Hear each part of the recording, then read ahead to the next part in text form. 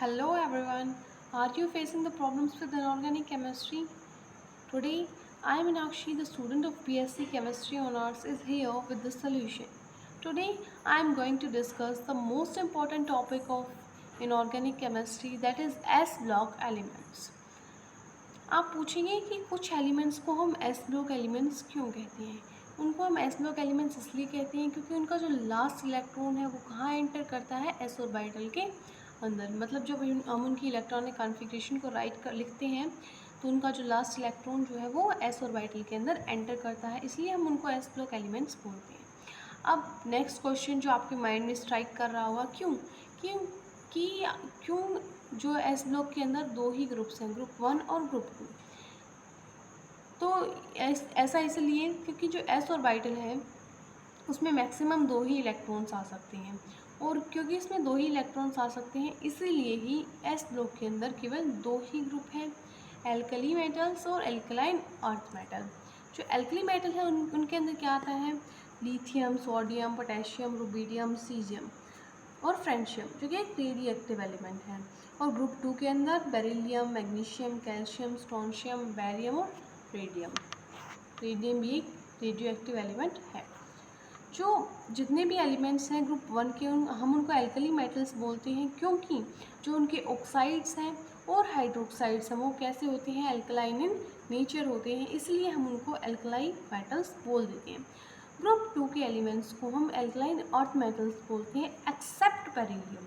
ऐसा क्यों, क्योंकि जो इनके ऑक्साइड्स हैं, हाइड्रोक्साइड्स हैं, वो भी एल्कलाइन इन नेचर होते हैं, और क्योंकि इनके जो ऑक्साइड्स हैं वो अर्थ क्रस्ट में पाए जाते हैं इसलिए हम इनको एल्कलाइन अर्थ मेटल्स बोलते हैं। लेकिन बेरिलियम को ऐसा क्यों नहीं बोलते, क्योंकि जो बेरिलियम के ऑक्साइड्स हैं और हाइड्रोक्साइड्स हैं वो कैसे होते हैं, एम्फोटेरिक इन नेचर होते हैं, इसीलिए हम इनको बेरिलियम को एल्कलाइन अर्थ मेटल नहीं बोलते हैं। जो बेरिलियम का ऑक्साइड्स है, क्योंकि ऑक्साइड है क्योंकि वो एम्फोटेरिक है नेचर के अंदर, और एम्फोटेरिक है इसलिए वो एसिड के साथ भी रिएक्ट करेगा और बेस के साथ भी रिएक्ट करेगा। जब वो एसिड के साथ रिएक्ट करेगा बेरिलियम ऑक्साइड, तो वो बनाएगा बेरिलियम क्लोराइड प्लस वाटर, और जब वो NaOH यानी एक बेस के साथ रिएक्ट करेगा तो वो बनाएगा सोडियम बेरिलेट, Na2BeOH 4 टाइम्स। अब हम बात करते हैं इन एलिमेंट्स की फिजिकल प्रॉपर्टीज़ के बारे में। फर्स्ट ऑफ ऑल डिस्कस करते हैं एटॉमिक साइज़ के बारे में कि इनका एटॉमिक साइज़ क्या होता है। ग्रुप 1 और ग्रुप 2 के बारे में जो एटॉमिक साइज़ है वो डाउन द ग्रुप क्या करता है, इंक्रीज़ करता है। क्यों, क्योंकि जो नए शेल्स हैं वो डाउन द ग्रुप ऐड होते हैं और साइज़ जो है वो कंटिन्यूसली इंक्रीज़ होता है। जैसे lithium, sodium, potassium, rubidium, caesium, francium में सबसे बड़ा साइज़ है फ्रेंशियम का, फिर उससे छोटा सीजियम, उससे छोटा रुबीडियम, उससे छोटा पोटेशियम, फिर सोडियम, और सबसे छोटा है लिथियम साइज़ के अंदर। और ऐसा ही सेम होता है ग्रुप 2 के अंदर, जैसे जैसे हम डाउन द ग्रुप जाते हैं तो शेल्स नई ऐड होती हैं, एटॉमिक साइज़ बढ़ता है। अब हम कंपैरिजन करते हैं ग्रुप 1 और ग्रुप 2 के अंदर on the basis of atomic size. तो इनके अंदर क्या होता है कि जैसे ही हम लेफ़्ट टू राइट जाते हैं पीरियोडिक टेबल के अंदर, ग्रुप 1 से ग्रुप 2 के अंदर जो इफ़ेक्टिव न्यूक्लियस चार्ज है, यानी जो न्यूक्लियस का जो न्यूक्लियस जो इलेक्ट्रॉन्स को खींच रहा है वो पावर बढ़ती जाती है, तो क्या होता है, size of the atom shrink कर जाता है, मतलब एटम जो है वो छोटा हो जाता है। ठीक है, इसीलिए जो ग्रुप 1 के एलिमेंट्स हैं उनका साइज़ बड़ा होता है और ग्रुप 2 के एलिमेंट्स हैं उनका साइज़ कैसा होता है, छोटा होता है। अब हम बात कर लेते हैं कि कैटायंस के बारे में। हमने ग्रुप 1 के बारे में डिस्कस कर लिया, 2 के बारे में कर लिया, उनका कंपैरिजन भी कर लिया। अब हम बात करते हैं जब कोई भी जो ग्रुप 1 या ग्रुप 2 का एलिमेंट है जब इलेक्ट्रॉन लॉस करता है तो उसका एक इलेक्ट्रॉन लॉस होता है ग्रुप 1 के अंदर और ग्रुप 2 के अंदर 2। तो उसके अंदर क्या होता है, जो साइज़ ऑफ द कैटायन होता है वो पेरेंट एटम से हमेशा क्या होता है, छोटा ही होता है। ठीक है, अब हम बात करते हैं मेल्टिंग पॉइंट की और बॉइलिंग पॉइंट की। मेल्टिंग और बॉइलिंग पॉइंट जो डिपेंड करता है वो करता है मेटेलिक बॉन्डिंग के ऊपर या फिर नंबर ऑफ वैलेंस इलेक्ट्रॉन्स के ऊपर, कि कितने वैलेंस इलेक्ट्रॉन है, कितनी अच्छी बॉन्डिंग है इनके बीच में। जैसे ग्रुप 1 के अंदर एक ही वैलेंस इलेक्ट्रॉन होता है, ग्रुप 2 के अंदर 2 वैलेंस इलेक्ट्रॉन होते हैं। तो देखो कंपैरिजन यहाँ से सीधा सीधा समझ में आ रहा है कि ग्रुप 1 के अंदर एक इलेक्ट्रॉन है वैलेंस इलेक्ट्रॉन है तो उनके अंदर बॉन्डिंग वीक होगी, और ग्रुप 2 के अंदर 2 वैलेंस इलेक्ट्रॉन होते हैं, इनके अंदर जो है बॉन्डिंग वो थोड़ी सी स्ट्रॉन्ग होगी ग्रुप 1 के कंपैरिजन में। तो जो ग्रुप 2 है उनका मेल्टिंग और बॉइलिंग पॉइंट ग्रुप 1 से तो ज़्यादा ही होगा। यहाँ से एक बात क्लियर हो जाती है। लेकिन अब इनका जो अलोंग ए ग्रुप जो ट्रेंड है वो हम देखते हैं, ठीक है। डाउन द ग्रुप जो है मेल्टिंग या बॉइलिंग पॉइंट है वो डिक्रीज हो जाता है, क्योंकि जो साइज है ऑफ द एटम वो क्या होता है, बढ़ता है। और जैसे जैसे साइज़ बढ़ता है मेटालिक बॉन्डिंग जो होती है वीक होती है, क्योंकि किसी भी एटम का जब साइज़ बढ़ेगा तो उनकी जो बॉन्ड लेंथ है वो बढ़ेगी, बॉन्ड लेंथ बढ़ेगी तो उसको आसान होगा ना उस बॉन्ड को तोड़ना। इसीलिए जो डाउन द ग्रुप है मेल्टिंग और बॉइलिंग पॉइंट वो क्या होते हैं, घटते चले जाते हैं। इसलिए लिथियम का सबसे ज़्यादा होता है मेल्टिंग या बॉइलिंग पॉइंट, सोडियम का, पोटेशियम का, रुबिडियम का, और सबसे कम होता है फिर सीजियम का, ठीक है। यहाँ तक बात क्लियर है। अब हम आगे बढ़ते हैं ग्रुप 2 के अंदर। ग्रुप 2 के अंदर एक स्पेसिफिक ट्रेंड तो नहीं देखा जाता मेल्टिंग और बॉइलिंग पॉइंट का, पर फिर भी हमें इसको याद करना होता है, तो हम इसको रिमेम्बर करने की कोशिश करते हैं। अब हम नेक्स्ट बात करते हैं किसके बारे में, आयनाइजेशन एनर्जी के बारे में। आयनाइजेशन एनर्जी क्या होती है? The energy required to remove the electron from a isolated gaseous atom is known as ionization energy. आप बोलेंगे कि डेफिनेशन तो पढ़ दी, समझ तो नहीं आया। इसका मतलब होता है कि जो आउटरमोस्ट इलेक्ट्रॉन है उसको निकालने के लिए कितनी जो एनर्जी है वो रिक्वायर होती है किसी भी आइसोलेटेड एटम के अंदर। हम इसके कोई ग्रुप की बात नहीं कर रहे। Ionization energy is a property of an isolated atom, ठीक है। तो एक पर्टिकुलर एटम के अंदर जो उसका आउटरमोस्ट वैलेंस इलेक्ट्रॉन है उसको निकालने के लिए कितनी एनर्जी चाहिए, उसको आयनाइजेशन एनर्जी बोलते हैं, ठीक है। फर्स्ट इलेक्ट्रॉन निकालेंगे तो first ionization energy, second electron निकालेंगे तो सेकेंड आयनाइजेशन एनर्जी उसको हम बोलेंगे, ठीक है। अब बात करते हैं कि आयनाइजेशन एनर्जी का ट्रेंड क्या होगा अलोंग द ग्रुप, और ग्रुप 1 और ग्रुप 2 के बीच में कंपैरिजन भी करते हैं। तो आयनाइजेशन एनर्जी, क्योंकि ग्रुप 1 के अंदर डाउन द ग्रुप हम जाते हैं तो साइज़ क्या होता है, बढ़ता चला जाता है। जैसे जैसे साइज़ बढ़ेगा जो इलेक्ट्रॉन्स हैं वो न्यूक्लियस से दूर चले जाएंगे, मतलब वो लूजली बाउंड होते चले जाएंगे, और जितना ज़्यादा लूजली बाउंड होंगे उतनी ही ईजी होगी इलेक्ट्रॉन्स को निकालने में, उतनी ही कम एनर्जी रिक्वायर होगी। तो down the group as the size increases ionization energy decrease होती है।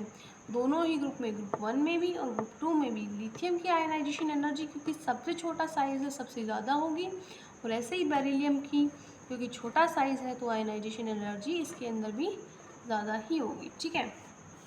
तो जितना ज़्यादा न्यूक्लियस जो है वो अट्रैक्ट करेगा इलेक्ट्रॉन्स को उतनी ही ज़्यादा आयनाइजेशन एनर्जी होगी। आई होप आपको ये पॉइंट क्लियर है। Next is the comparison between the ionization energy of group 1 and group 2। और कंपैरिजन भी ऐसा वैसा नहीं, फर्स्ट आयनाइजेशन एनर्जी का और सेकेंड आयनाइजेशन एनर्जी का।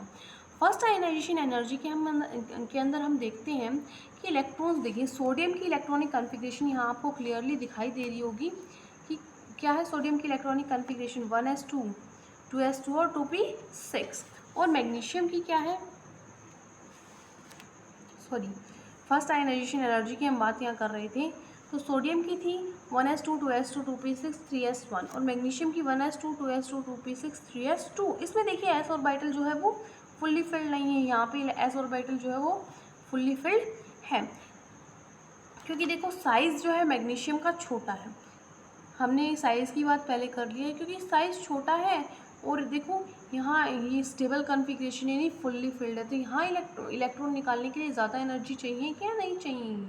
इसीलिए फर्स्ट आयनाइजेशन एनर्जी जो है मैग्नीशियम की ज़्यादा होती है सोडियम से। तो एल्कलाइन अर्थ मेटल की फर्स्ट आयनाइजेशन एनर्जी ज़्यादा होती है। हम बात करते हैं सेकेंड आयनाइजेशन एनर्जी, मतलब देखो उन्होंने एक इलेक्ट्रॉन पहले ही अपना क्या कर दिया, लॉस कर दिया है।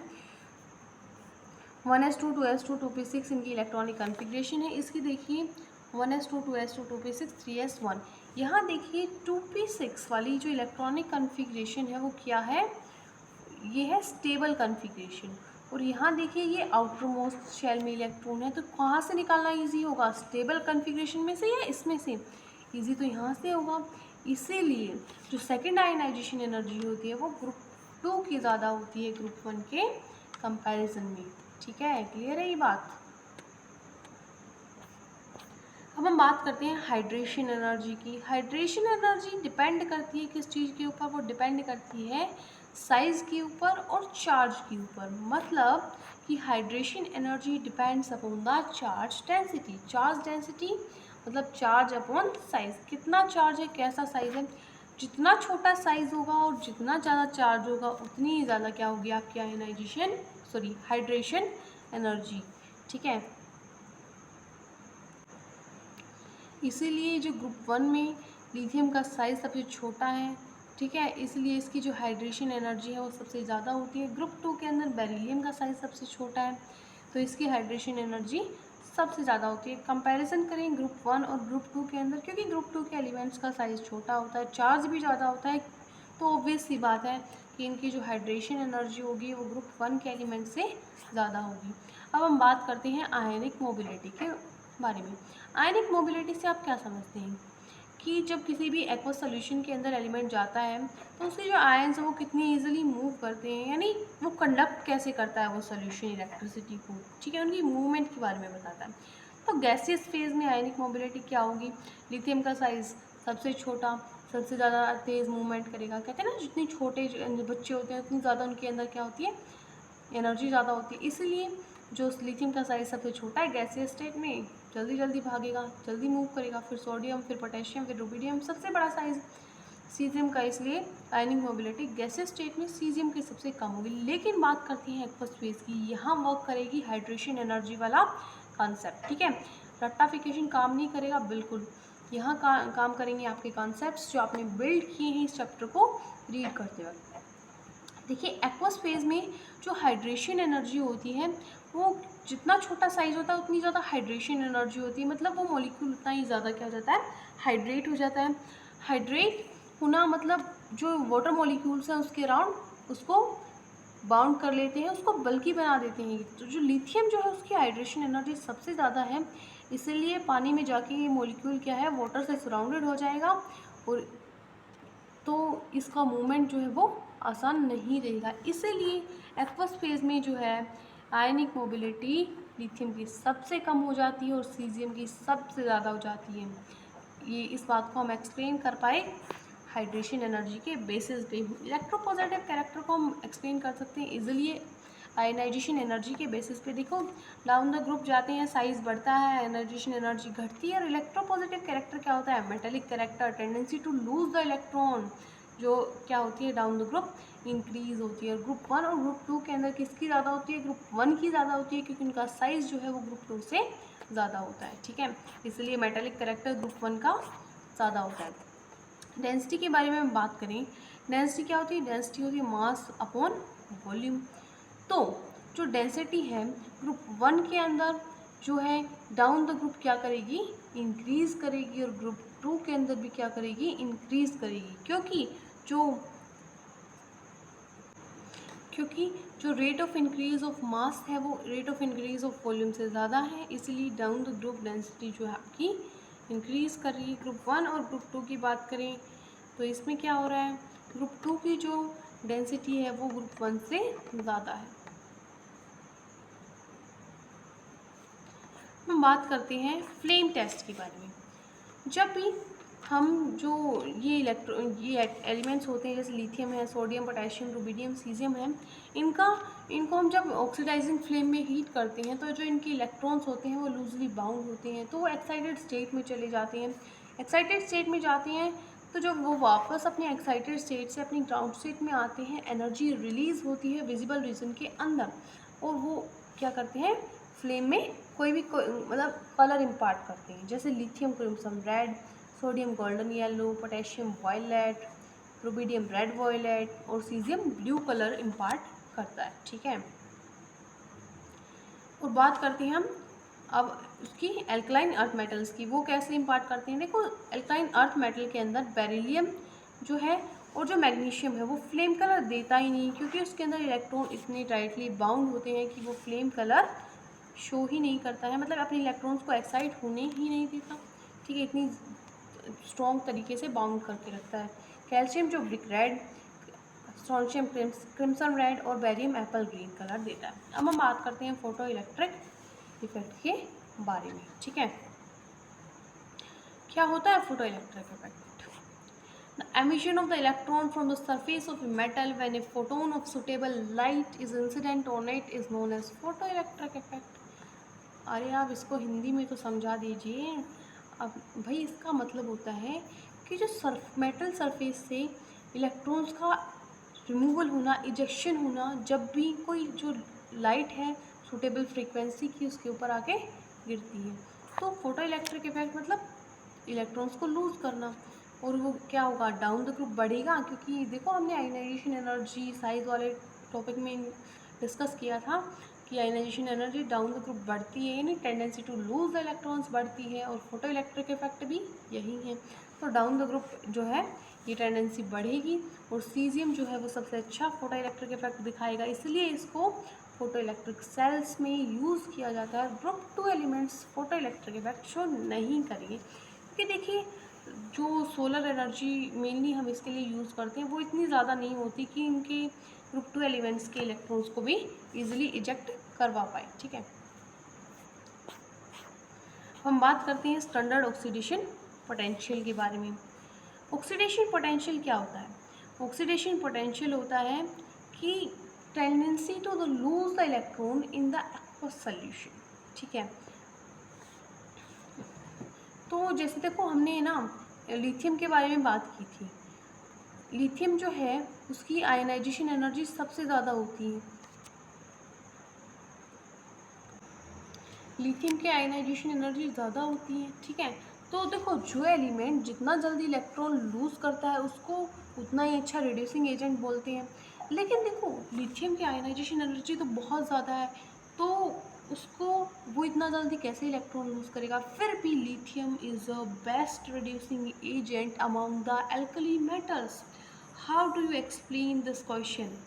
On the basis of ionization energy, this cannot be explained on the basis of ionization energy, because we have studied that ionization energy is the property of an atom in the gas मतलब isolated state, और हम बात कर रहे हैं aqueous solution के बारे में।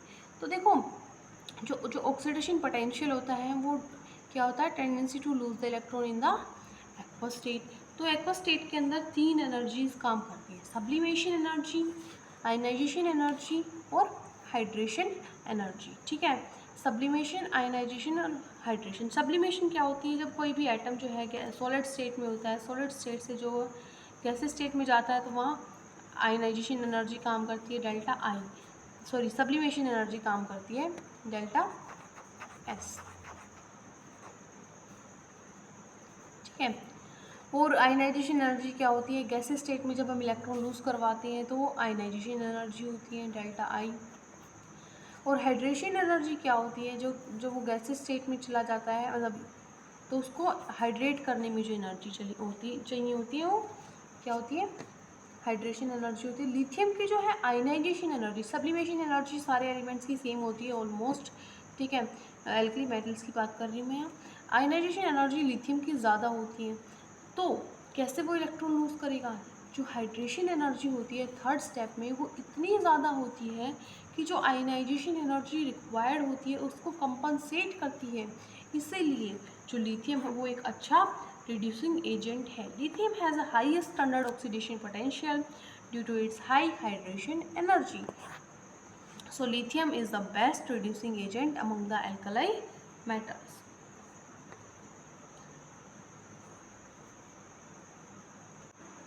और ग्रुप 2 के अंदर ऐसा कोई कंसेप्ट काम नहीं करता है, इसलिए बेरिलियम जो है वो ब्रस सबसे गंदा रिड्यूसिंग एजेंट है और सबसे ज़्यादा बेस्ट रिड्यूसिंग एजेंट है barium.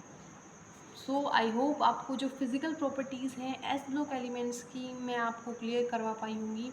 So thank you very much for watching my video.